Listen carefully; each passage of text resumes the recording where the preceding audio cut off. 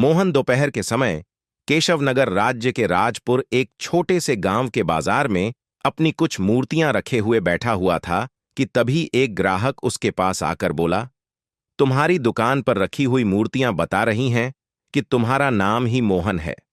आप सही कह रहे हैं, मेरा नाम ही मोहन है। समझ गया भैया, लगता है तुम ही वो प्रसिद्ध मूर्तिकार हो जिसके बारे में केशवनगर राज्य का हर व्यक्ति बात करता है। ऐसा नहीं है भैया, मैं तो बस अपना काम अच्छी तरह से करता हूं। लोग तो बस मेरी प्रशंसा ऐसे ही करते हैं।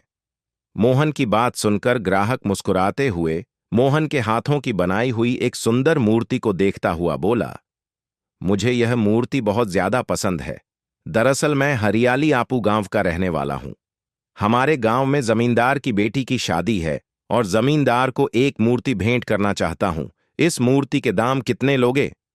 वैसे तो यह मूर्ति मैं 200 स्वर्ण मुद्राओं में बेचना चाहता था, परंतु तुम दूसरे गांव से मूर्ति खरीदने के लिए केवल मेरे ही पास आए हो, इसलिए मैं इस मूर्ति को तुम्हें 100 स्वर्ण मुद्रा में दे दूंगा। मोहन की बात सुनकर ग्राहक ने 100 स्वर्ण मुद्राओं की पोटली मोहन को पकड़ा दी और मूर्ति लेकर वहां से चला गया।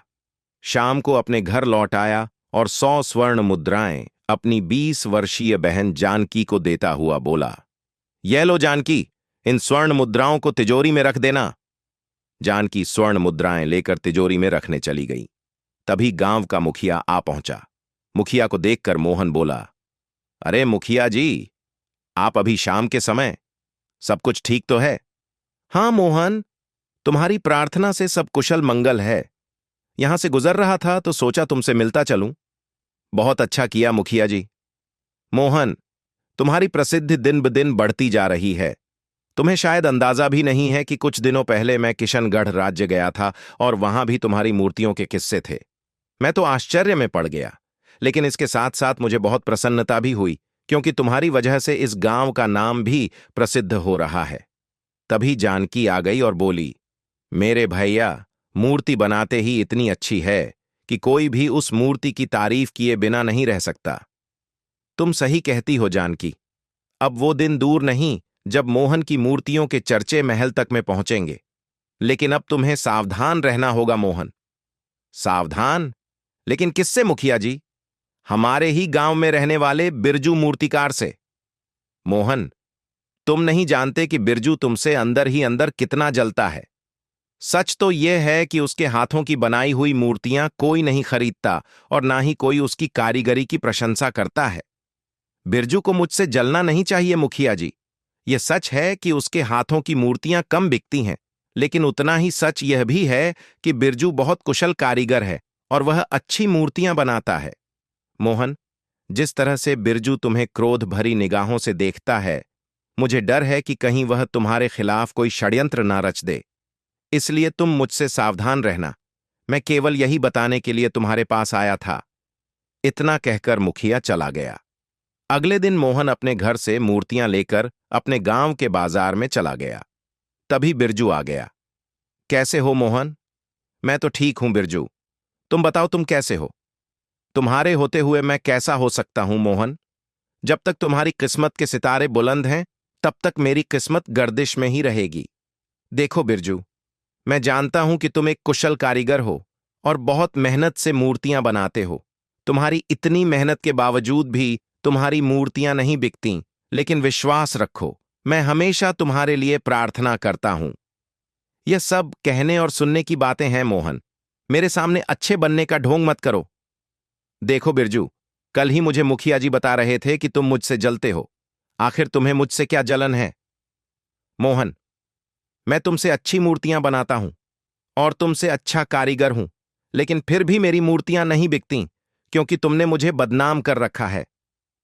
मुझे सूचना मिली है कि कल राजा विक्रम की पुत्री राजकुमारी चंद्रलेखा मंत्री जगन्नाथ के साथ तुमसे मिलने आ रही है, लेकिन मैं चुप नहीं बैठूंगा। मैं राजकुमारी के सामने साबित कर दूंगा कि मैं तुमसे बेहतर मूर्तिकार हूं। शाम को मोहन अपने घर की ओर लौट रहा था। रास्ते में मुखिया मिल गया। अच्छा हुआ मोहन, तुम मिल गए। मैं तुमसे मिलने ही तुम्हारे घर जा रहा था। क्या हुआ मुखिया जी? कल राजकुमारी चंद्रलेखा अपने मंत्री के साथ तुमसे मिलने आ रही है।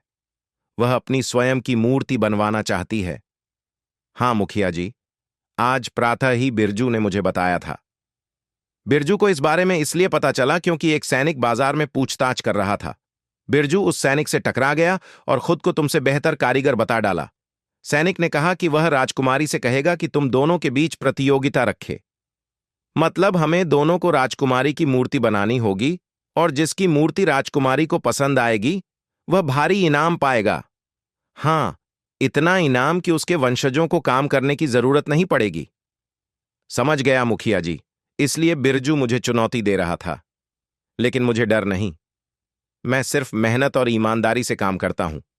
राजकुमारी सुबह तक आ जाएंगी, मैं उन्हें तुम्हारे घर लेकर आऊंगा। अगले दिन राजकुमारी, मंत्री और मुखिया मोहन के घर आए। राजकुमारी बोली, तो तुम ही हो मोहन, जिसकी प्रशंसा महल तक पहुंची है। प्रशंसा के लिए धन्यवाद राजकुमारी। असली प्रशंसा तब होगी जब तुम प्रतियोगिता में जीत जाओगे। तभी बिरजू भी वहां पहुंच गया।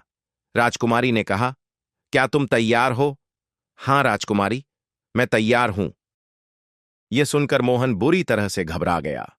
मोहन जानता था कि अगर सैनिकों ने उसे बंदी बनाकर कारागार में डाल दिया तो राजकुमारी चंद्रलेखा उसे मौत के घाट उतरवा देगी, क्योंकि राज्य के सभी वासी जानते थे कि राजकुमारी चंद्रलेखा और उसकी मां एक क्रूर शासिका थीं।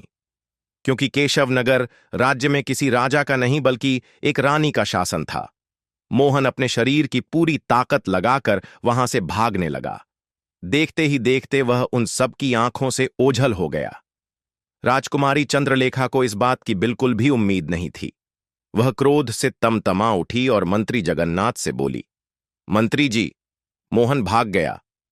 अपने गुप्तचर और सैनिक उसके पीछे लगा दीजिए। मुझे किसी भी हालत में मोहन चाहिए। इतना बोलकर राजकुमारी चंद्रलेखा मोहन की बनाई हुई उस सुंदर स्त्री की मूर्ति को देखती हुई बोली, कोई भी मूर्तिकार किसी स्त्री को बगैर देखे इतनी सुंदर मूर्ति नहीं बना सकता।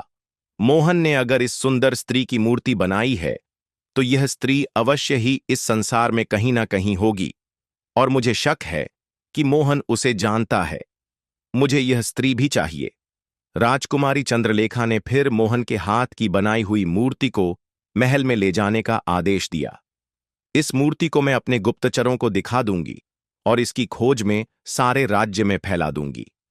तभी बिरजू राजकुमारी चंद्रलेखा से बोला, राजकुमारी, मोहन आपके साथ धोखा करके भाग गया। उसने आपका अपमान भी किया, लेकिन मैंने आपकी मूर्ति बनाकर आपका मान बढ़ाया है, इसलिए अब मुझे आप इनाम दे दीजिए। बिरजू राजकुमारी चंद्रलेखा के स्वभाव को नहीं जानता था।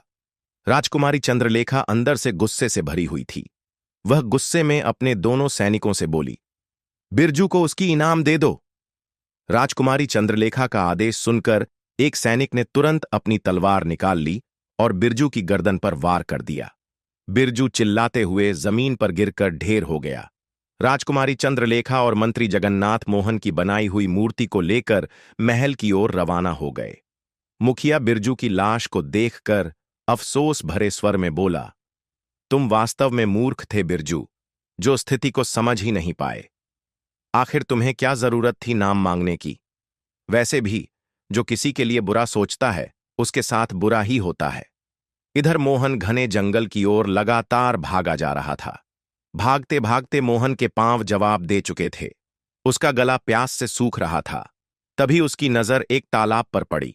मोहन दौड़ता हुआ उस तालाब के पास गया और पानी पीने लगा। पानी पीने के बाद मोहन कुछ देर तक जंगल में इधर उधर देखता रहा और अपने आप से बोला, मैं तो बुरी तरह से फंस गया। आखिर मुझे समझ नहीं आ रहा कि वह मूर्ति मुझे बन कैसे गई। मैं तो राजकुमारी चंद्रलेखा की मूर्ति बना रहा था। अब अगर मैं गांव वापस गया तो मारा जाऊंगा, लेकिन मेरी बहन जानकी भी घर पर अकेली होगी। कहीं ऐसा ना हो कि राजकुमारी चंद्रलेखा अपना गुस्सा मेरी बहन पर ना उतार दे। नहीं, मुझे अपनी बहन को बचाना होगा, बट कैसे? इतना बोलकर मोहन फिर से गहरी सोच में गुम हो गया। कुछ देर बाद वह अपने आप से बोला, एक काम करता हूं, मैं रात के समय मुखिया जी के घर पर जाऊंगा और अपनी बहन को मुखिया के घर पर ही बुलवाकर इस राज्य को हमेशा के लिए छोड़कर भाग जाऊंगा। मोहन ने इतना कहा ही था कि तभी उसके कानों में एक भारी आवाज गूंजी। वीर पुरुष कभी भागा नहीं करते, वे कठिन परिस्थितियों का सामना किया करते हैं। मोहन ने जैसे ही पलटकर देखा तो उसके पीछे एक साधु खड़े थे। वे मुस्कुरा रहे थे। उस घने जंगल में मोहन साधु की ओर देखकर चौंकते हुए बोला, कौन हैं आप? मैं एक साधु हूं, जो 10 वर्षों से इस जंगल में अपना जीवन व्यतीत कर रहा है। लेकिन तुम्हें देखकर मुझे अब ऐसा लगता है कि मेरा वनवास समाप्त होने को आ गया है। ये क्या कह रहे हैं आप? मैं आपकी बात का मतलब नहीं समझ पा रहा हूं। कैसा वनवास?